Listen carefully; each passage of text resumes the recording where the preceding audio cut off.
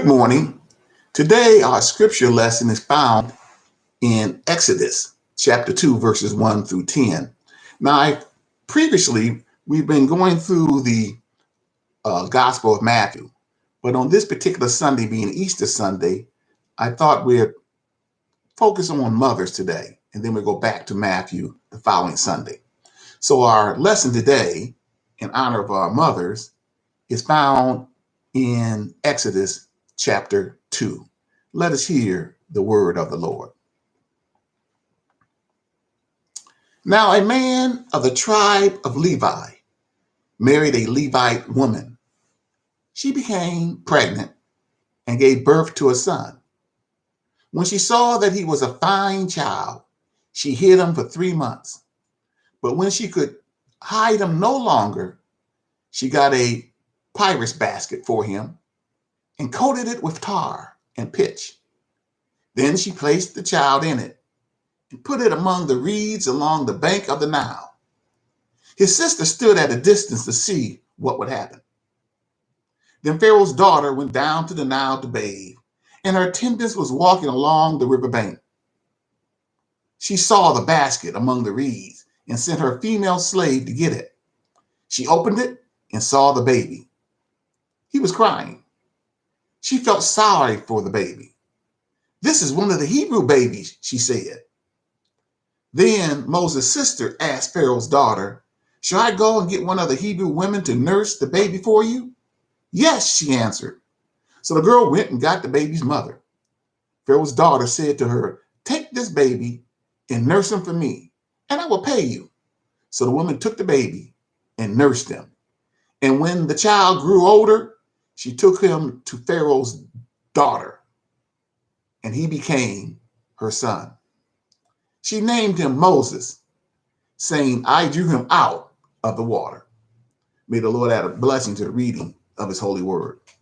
Today, we're going to talk about Jochebed, a woman of faith and mother of Jesus. On this Mother's Day, we're going to revisit the story of Jochebed. We're going to recall the narrative that led to the preservation of Moses, which caused his mother to be included among the great clouds of witness whose lives and labor are memorialized in the book of Hebrews of great men and women of faith. Jochebed was the mother of Moses, and she had 3 children. Aaron, who became Israel's first high priest; Miriam, who was Israel's gifted poet, prophetess, and musician; and Moses, who became one of the greatest world leaders the world has ever known. So let us look at Jochebed, the mother of Moses. This story will show how his mother's life illustrated faith, industry, and strategy. Moses' mother was a woman of faith, industry, and strategy. Moses' mother was a woman of faith. Faith is not necessarily adhering to a particular doctrine, but faith is a belief in how we should act in the world and how the world exists. Faith is guidelines of belief that leads our actions. Your actions is reflection of your faith. So when you take a check to the bank and you deposit that check in the bank, that's based on faith. You believe that check represents money and value. So you deposit it in the bank with the expectation that you're going to use that money and value during a future time via your checking account. So faith influences our actions. Our actions is a reflection of our faith. What we do is based on what we believe. And that's what faith is. Many times a mother shows her faith through her actions. For example, a mother says, you come home when the lights go out. Or rather, you come home when the lights come on, the street lights come on. And when those street lights come on, mother looks for you and expects you to be in that house when the street lights come on. That's based on that woman's faith. She believes that you are more at risk in the dark than in the light, in the daytime. So when darkness comes, the symbol is the street lights kick on, you got to come home. So her act of faith, I believe my children are safer with me during darkness. So she tells the kids, when those street lights come on, I want you in this house. That's her faith. Her faith, when the mother says, eat your vegetables. She said, why mom keep telling me to eat vegetables? Because mom, I believe that eating vegetables will make you healthier and stronger. So her actions, when she cooks those vegetables, put them on the table and say, eat them, that's her faith. And she believes those vegetables will allow you to have a healthier life. When she says, get up, when the mother gets up in the morning, says, get up and go to school. And she prepares a breakfast and she sends you on your way. Why mama forcing me to go to school? Because she believes that school will give you the education and the tools necessary to be successful. She believes that. So she tells you to go to school.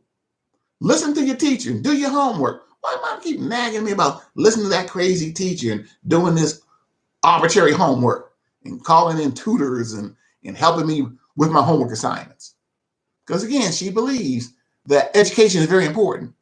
And these homework assignments and the teaching from your teacher in class will give you the tools to be successful. She believes that one day you're going to apply for a job and you're going to have to take a test. And in order for you to pass that test, you're going to have a certain amount of knowledge. And that knowledge you get through the classwork and the teacher's lesson and your homework. Faith. What a mother believes is reflective in action. When you bring in your friend, she said, oh, that boy ain't no good, or that girl ain't no good. Why mother, she don't want me to have a boyfriend or she don't want me to have a girlfriend? No, she believes that particular person you brought in is engaging in activities that will be harmful to you. So she said, oh, no, he ain't no good. I don't want him in my house. That's her faith. She believes that person will bring evil and harm to you. So she wants him out. Conversely, sometime in life, you bring in your prospective date, and she'll say, oh, he's a keeper. Or to the son, oh, she's a keeper. Again, that's the mother's faith. She believes this person you brought in has the personality and the character that would have your life be blessed if y'all so decide to be together. Yes, one's faith is displayed in one's actions. Well, Jochebed was a woman of faith, and her faith was shown in her actions. Jochebed, being the mother of Moses, was a woman of faith. During this time when she was pregnant with Moses, the Pharaoh had issued out an edict that said all Hebrew boys would be terminated, would be killed. And here she is pregnant during a time when all Hebrew boys would be terminated, killed at birth. This was because the Hebrews were living in Egypt and they were growing and they were prosperous and God was blessing them. And their numbers would soon begin to outnumber, their growth was outnumbering the Egyptians. So the Egyptians began to worry, boy, these Hebrews are growing by the numbers and they're sticking to their faith of one God. They may one day overthrow our nation and we'll no longer be Egyptians, we'll be Hebrews. So fearful of the numbers and the growth, they decided we need to kill all the male babies. Now, male babies were specified because during that time, women weren't considered to go into the army. Women weren't considered to be soldiers. So they weren't worried about having a lot of women around them because women weren't at that time wasn't thought of as being soldiers that would attack and kill and overthrow. Women were very important in society. They raised the children. They were the educators. Many times they was advisors. Some women was in business. Some women could rise and become like the a queen and rule the nation. But even that, her army was all men. So the actual army, the actual military was male. And so they weren't as apprehensive about having a lot of females, but they were apprehensive or concerned about having too many men. These Hebrews get so many men, they can make an army bigger than our army and take us over. So the Pharaoh issued this edict that all male Hebrew babies would be killed immediately at birth. But Moses' mother was a woman of faith. And so when she became pregnant, all through her pregnancy, she just believed, I don't know if this baby will be male or female, because there was no way at that time to discover the gender before the birth. But she believed whatever this baby is, male or female, my baby ain't going to die. So she hid her pregnancy for 9 months. Then the baby was born, and the baby was a male. And then for 3 more months, she hid her male baby. She would feed him and care for him, hiding him from Pharaoh's army and Pharaoh's military, because she did not want her baby killed. And she believed, when she would look at Moses, she said, there's something special about this baby. I can see something special about this baby. God is not going to kill my baby. God is not going to allow my baby to be killed, rather. She had faith. I'm quite sure many women said, well, who do you think you are? Jochebed? Pharaoh said every male baby is going to be killed. Your male baby no better than anybody else's male baby. You need to accept this death. But Jochebed, Moses' mother, was a woman of faith, and she refused to accept the fact that her baby would be killed. She looked at her baby and she could see, no, God has a plan for my son, and he would not be killed. She's a woman of faith. But faith without works is dead. To say you have faith doesn't mean you have faith. Faith is shown by your works. If you have faith, it is manifest through your works. Saying you have faith and actually having faith are two different things. For example, we all get together, and if we get together and say, I have faith that there's $1 million in my backyard, and we come together every week and say, I don't care what nobody say, I got faith there's $1 million in my backyard. He said, go ahead, Bubba Scrub, he got faith. He's saying it. I believe that, I believe that, I believe. I know that, I know that, I know that there's $1 million in that backyard. And people say, oh, isn't Bubba Scrub so great? He has faith. No, that's not faith. That's foolishness. Because if you really have faith, true faith is not coming by once a week and celebrating that you believe there's $1 million in that backyard. True faith would mean immediately you go get a shovel or whatever apparatus you could, dig up that $1 million, put it in your pocket, and live your life as a millionaire. True faith is doing. Saying you have faith and having faith are two different things.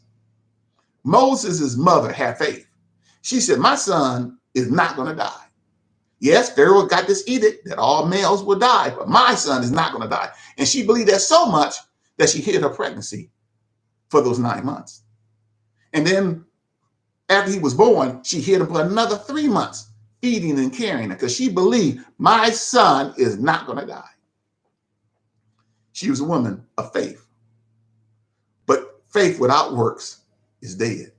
So she had to come up with a strategy. So she began to think. And she says, you know what? I know my baby's not going to die. So I have to do something to to facilitate my baby staying alive. So she strategized, and then she put into action. She made a basket. Now, she had to make a basket large enough to hold her baby Moses, but also waterproof so that it wouldn't sink in the water. So she made a basket. Then she developed a plan. The plan was, I'm going to take my baby, put him in this basket that I made, and I'm going to float him down the Nile River when Pharaoh's daughter is in the water taking a bath. And when I look at my baby, there's something special about that baby that warms my heart. And if anybody look at my baby, they're going to fall in love with my baby.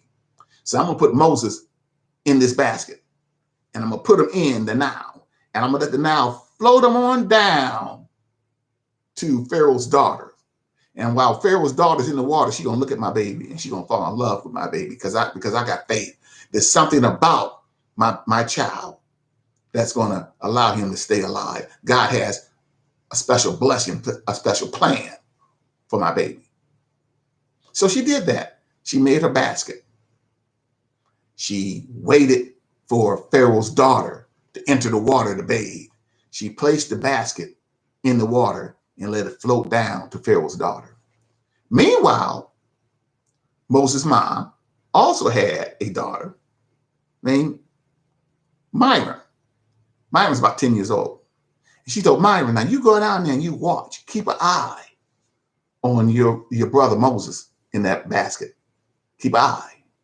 And when Pharaoh's daughter picks up the baby and falls in love with that baby, then approach her and ask her, would you like someone to be to nursemaid this baby? And she'll tell you yes, and then you come from me. In fact, let's read the scripture. It says, then Pharaoh's daughter went down to the Nile to bathe, and her attendants was walking along the riverbank. Pharaoh's daughter saw the basket among the reeds and sent her female slave to get it. She opened it and saw the baby. He was crying. She felt sorry for him. This is one of the Hebrew babies, she said. Now watch this. Then Moses' sister asked Pharaoh's daughter, shall I go and get one of the Hebrew women to nurse the baby for you? Yes, go, she answered. So the girl went and got the baby's mother. Pharaoh's daughter said to her, take this baby and nurse him for me, and I will pay you. So the woman took the baby and nursed him. And when the child grew older, she took him to Pharaoh's daughter, and he became Pharaoh's daughter's son. And she named him Moses, meaning I drew him out of the water. Moses' mother was a woman of faith. Faith caused her to believe that her son would not die. Faith empowered her to come up with a plan. She built a baby cart, a mat, if you will, made it waterproofed, placed the baby in the basket, floated the basket down the river when Pharaoh's daughter was there.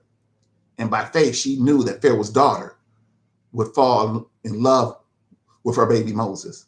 Then she also sent her daughter, Miriam, and said, go to Pharaoh's daughter and offer my services. And she turned to Pharaoh's daughter and said, would you like one of the Hebrew women to nurse the baby for you? And Pharaoh's daughter said yes. And so in the end, Moses' mother was pregnant. She was pregnant with a baby boy during a time when all babies would be murdered at birth. But her faith not only allowed Moses to stay alive, but by faith, Moses was raised in Pharaoh's house and raised like a king and a prince. By faith, she was able to even feed and nurture her baby and get paid for it. By faith, Moses' mother was able to keep her baby by giving up her baby by faith. Moses' mother was a woman of faith, a woman of industry, and a woman of strategy. Yes, Jochebed, Moses' mother, has a prominent place in history. She's among the faithful people, as mentioned. She's among the heroines and heroes of faith, as mentioned in Matthew chapter 11. Jochebed's love, faith, and industry saved her child from a cruel death and preserved him to be a blessing to the world. Jochebed was a great woman and a great mother, a mother of faith. She gave us 3 children. One was Aaron, who became Israel's first high priest. Another was Myron, who was a gifted poet and prophetess and musician. and was intimately associated with her two brothers in the history of Israel. And finally, she gave us Moses, became one of the greatest leaders of our time by faith. It was Jochebed's love, faith, and industry that saved her child from the cruel death and preserved him to be a blessing to the world. Yes, on this Mother's Day, I'd like us to reflect and revisit an old poem.